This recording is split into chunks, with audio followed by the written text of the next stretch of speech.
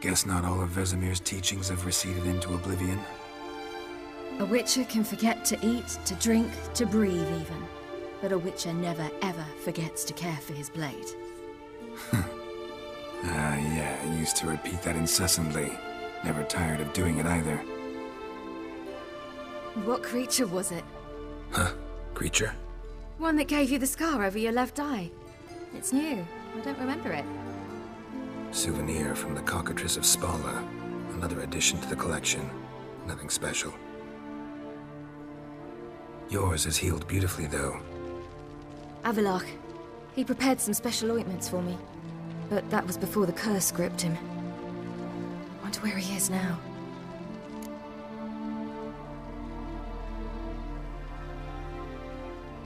We lifted the curse. He's at Kaer Morhen, waiting for you. Are you serious? You must be. You'd not jest about something like that. A nice thing to wake up to. You trust him? Avallac'h? He's not let me down to date. Not once. Why exactly is Avallac'h helping you? Sages have never been fond of humans. He doesn't do it for me. It's about my power. As if it could ever be about anything else. Avallac'h tried to teach me how to control my ability. He was also making sure I didn't fall into Eredin's hands. What's Eredin after? What's he want from you? What everyone wants.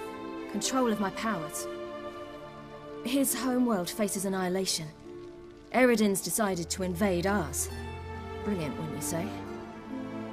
Can't achieve much on his own, so he needs to bring an army. Except his navigators can't possibly move him and thousands of NL between planes. Their abilities won't allow it. Whereas yours will. Exactly. And if I die in the process, well, that's a necessary sacrifice. How'd you ever start traveling with Avallac'h? As soon as I'd left you and Yen on the Isle of Avalon, I found myself pursued. Eredin and his Red Riders were on my heels. I fled through many worlds, many times. They came very close to catching me once. It was then that Avallac'h appeared, out of nowhere. He found a portal, and took us to a world where Eredin couldn't find us for, oh, perhaps half a year. The world where Eredin couldn't find you, what was it like? You wouldn't believe me if I told you. Try me. People there had metal in their heads, waged war from a distance, using things similar to megascopes. And there were no horses. Everyone had their own flying ship instead. Ciri, stop fooling around. Told you wouldn't believe me. We should have stayed there. So why'd you return? I thought the hunt had lost my scent for good. I thought I was safe. Besides, I wanted to find you. You and Yennefer. You were looking for us, we were looking for you. Times I thought you were just a step away. Other times, felt like I was going around in circles. I'm not surprised. There were times I fled pell-mell headfirst and forward. So tell me how it happened, step by step. Eredin located us mere moments after we landed on Ard Skellig. Soon after, he and his riders surrounded us. I thought it was over, the end. Turned out Eredin had other plans. He produced the phylactery, uncorked it. A fog enveloped us, and Avallac'h began gasping for air. That's how Eredin cursed Avallac'h, triggered his transformation into Uma? Yes. He didn't wish to kill him. Humiliation, that's what he was after. But Avallac'h refused to succumb without a fight. He cast a spell that wrought havoc in the hunt's ranks. And in a full half of a forest on Ard Skellig. Yet it also gave us time to flee. Avallac'h opened a portal. I leapt in. He was supposed to follow right behind me, but something went awry. Impaired by the curse, He failed to reach the portal in time. We had agreed that if anything went wrong and we were separated, we would meet at his hideout in Velen. But you failed to meet there. Yes, we failed to. Once through the portal, instead of at Avalok's hideout, I landed right in the middle of Crookback Bog. I barely escaped the crones. And then there was the Baron. You know, he took me hunting. I killed a wild boar with my sword. I heard. A coincidence, really. I had no desire to hunt that day, but it felt wrong to refuse. I'd taken nothing remotely resembling a hunting weapon. I simply hadn't intended to hunt. I was wandering through the forest, breathing deep the air. And then I heard a strange sound. Unsettling. Boar attacked you? Mm-hmm. Big as a bison, and lumbering straight at me. And all I had was my sword. I had to manage. Did just fine, judging by how the Baron's men remember it. Simple soldiers, the whole lot. But we got along splendidly. A shame I had to leave. Flee. But I didn't want to bring the wild hunt down on them. Apart from which, I knew by then the curse was progressing. So instead of looking for Avalok, I decided to find you and Yen. So how'd you even meet a man like Horson Jr.?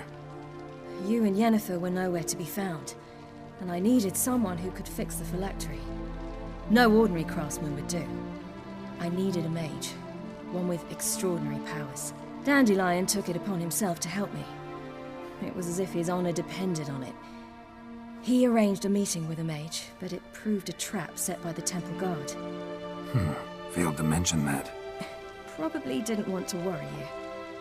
Later, we learned the guard did that sort of thing regularly, in the hope of nabbing anyone who collaborated with mages. We needed to find another way. That was clear. Then Dandelion said he knew a man who owned a piece of Novigrad, as he put it, could do more than others. He was certain to know someone who could fix the phylactery. Horson Jr. Mm-hmm. I suspected it might not be the best idea, but I was desperate. I had no choice. You suspected right. Horson was not the ideal partner in crime. Damned simpleton got it in his head that we cheated him and kidnapped Dudu. Who you promptly freed only to have to flee to Temple Isle. Great idea. We hadn't planned it. Had no time to consider. We just bolted. I didn't even realize the guardsmen were driving me into a trap. Suddenly there I was, and I knew I had to disappear. At once. And that's when you landed back in Skellige. The shore of Hindisfjall. The first pleasant place that came to mind. Hjalmar and I used to swim there. Wait, so you actually wound up there by accident? I thought you and Avalok had arranged something. No, he simply sensed me use my power. Just as Eredin can sense where I am, where I travel. In fact, Eredin arrived soon after I did. His riders in tow. Once again, things happened quickly. Lofoten, the hunt's attack, my flight. And then, dreams. Just dreams.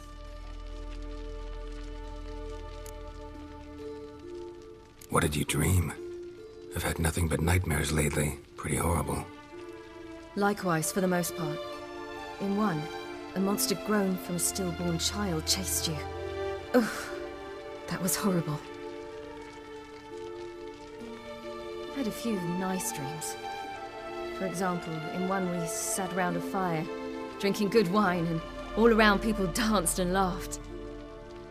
I like that one a lot better. Me too. But these dreams, and the others, ended in some tower. No matter what I dreamed, in the end, I would enter a tower. Recognize it? Know where it might be? Not sure. I don't think so, but there was something familiar about it. And something terrifying. The tower was stark and dead. But at the same time, I felt I had to enter it. Did you? No. Dreams all ended with me searching for the entrance. And the last time, instead of the tower, I saw your grizzled face. If not for the scar over your eye, I'd have thought I was still dreaming.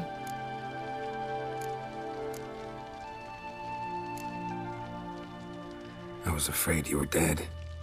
Found some dwarves here. Said they'd try to wake you, but you were cold as ice, and you weren't breathing. And yet you came in. Who listens to dwarves these days? Speaking of which, they're probably getting antsy. We should go. Got a boat on the beach. Once we land, we'll head for Kaer Morhen. On horseback. Right. Conventional means of travel. They're just better. Though a portal would be quicker. And draw Eredin to us immediately. Rather not risk it. Besides, I hate portals.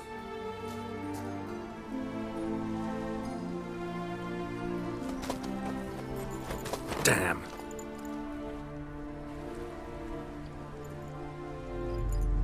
Listen, we gotta think of a way to...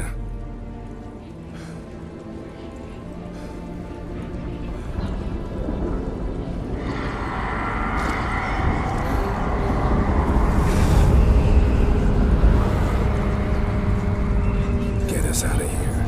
They'll know where we've gone. They'll know how to find me. They already do.